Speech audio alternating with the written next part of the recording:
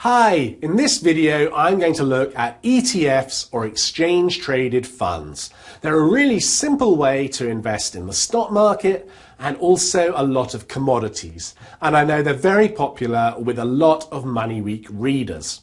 So in this video I'm going to look at what ETFs are, but I'm also going to highlight some of the dangers and risks that come with ETFs.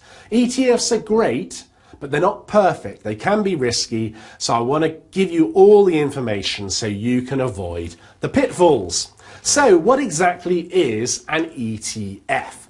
Well, it's basically a kind of passive investment, and we touched on them before in a video called The Lowdown on Passive Investing. So what I mean by a passive investment, it means if you have an ETF, an exchange traded fund, that tracks the FTSE 100, then if the FTSE 100 goes up by roughly 10%, the ETF should go up by roughly 10% too. And the ETF does that normally by buying all the underlying shares in the FTSE 100. And as I say, they're great. FTSE 100 ETFs are fantastic because they're cheap. The trading charges are really low and you're charged a really low annual charge. And they're really nice and simple. As I said, they're easily traded. The thing about ETFs is they're kind of a hybrid between a normal investment fund like a unit trust or an OEIC. They're a hybrid between a fund and a share that you trade on the stock market. So the beauty of an ETF is you can sell or buy this fund on the stock market. You can do it at any particular point, and the trading costs are really nice and low.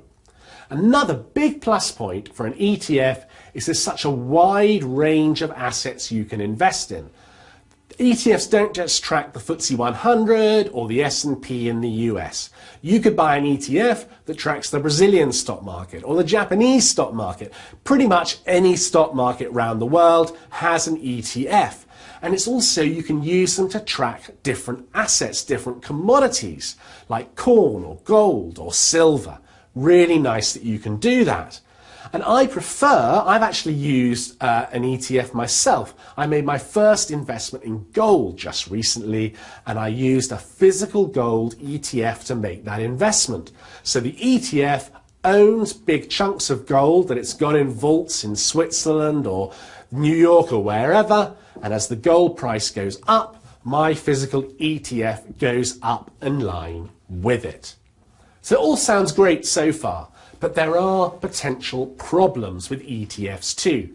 If you want to track a stock market, some stock market ETFs don't buy all the shares in the underlying index. So you've got a FTSE 100 ETF, some don't buy all 100 shares, they just buy some of the shares and hope that the performance will still move roughly in line with the index. Or they might also use other investment products, derivatives, to achieve the same aim. I'd rather have an ETF that owns all the shares in the index. That means it's more likely to follow the performance of that index. Now fine, if the index has 3,000 shares, maybe you can't buy all 3,000. But the basic principle is you want an ETF that buys most or all of the shares in that index. If the ETF doesn't do that, it's a synthetic ETF, and I'd rather avoid them. You also have synthetic ETFs if you're trying to invest in commodities like gold or silver. As I said, my gold ETF is a physical gold ETF. It's got gold in a vault. But there'll be other gold ETFs that don't buy any gold whatsoever. Instead, they aim to track the gold price by investing in futures or options or other financial products. So basically, an option gives you the right to buy some gold at a certain price in the future.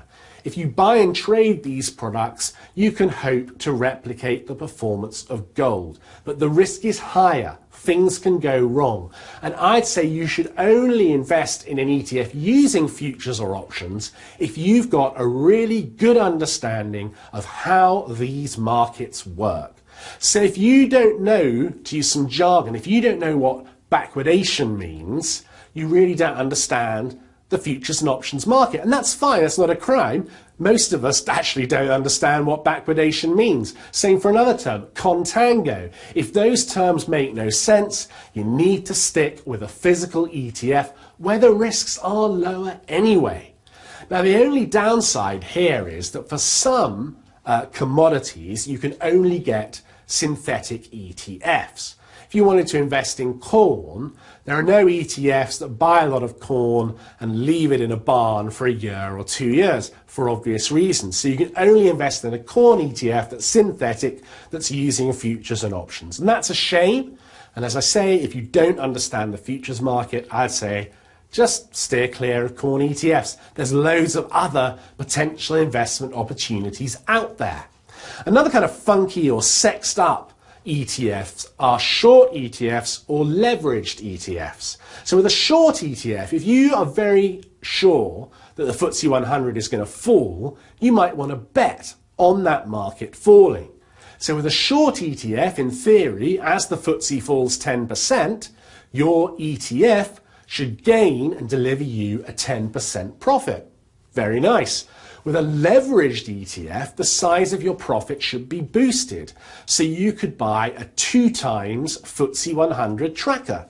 So if the FTSE 100 if the FTSE 100 index goes up by 10%, the leveraged ETF should go up by 20%. So you're doubling your profit.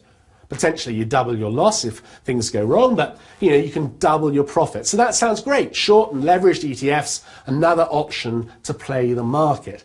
But there's actually a big danger, a big risk here because of the way these ETFs work. And it's all connected to the fact that all these ETFs are rebalanced at the end of trading.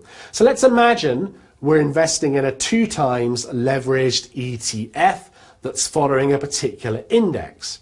So if the index goes up 10%, the 2 times leveraged ETF goes up by 20%. We make our investment on day one. The index starts at 100, it closes at the end of the day at 110. It's gone up 10%. Nice. The ETF, because it's leveraged, has done even better. It's gone up 20% from 100 to 120. Fantastic. You've doubled your potential profit. But what happens on day two? On day two, the index falls 5%. So it goes from 110 to 104.5. That's what's happened to the index. What happens to the ETF? It falls by 10%, double the 5% fall. So it goes from 120 to 108. Sounds fine. But then when you think about it, actually, over the 2 days, the index has risen 4.5%. It started at 100, and at the end of day 2, it's risen 4.5% to 104.5. So the leveraged ETF, double that rise, should give you a 9% rise, but it doesn't. Gives you an 8% rise because of the rebalancing at the end of every day. So the point with short and leveraged ETFs is that very quickly the performance can very substantially divert from the underlying index. So you should only invest in short or leveraged ETFs if you're very confident about a market move and if you're going to do it over the really short term. I'm talking weeks here. You really shouldn't invest for longer than weeks, and you should also have a good understanding of how futures and options work as well, because of course these leveraged ETFs are using those kinds of investment contracts. So in summary, I really like ETFs. I like nice simple ones, nice cheap, good way to invest in stock market indices as long as they own all the shares in that index. Simple way to invest in gold or silver as long as they have physical holdings in the metal. But the funky ones, the synthetic ones, with the futures, with the shorts, with the leverage, for most of us, it's best to steer clear. So that's a quick overview of ETFs and the potential dangers.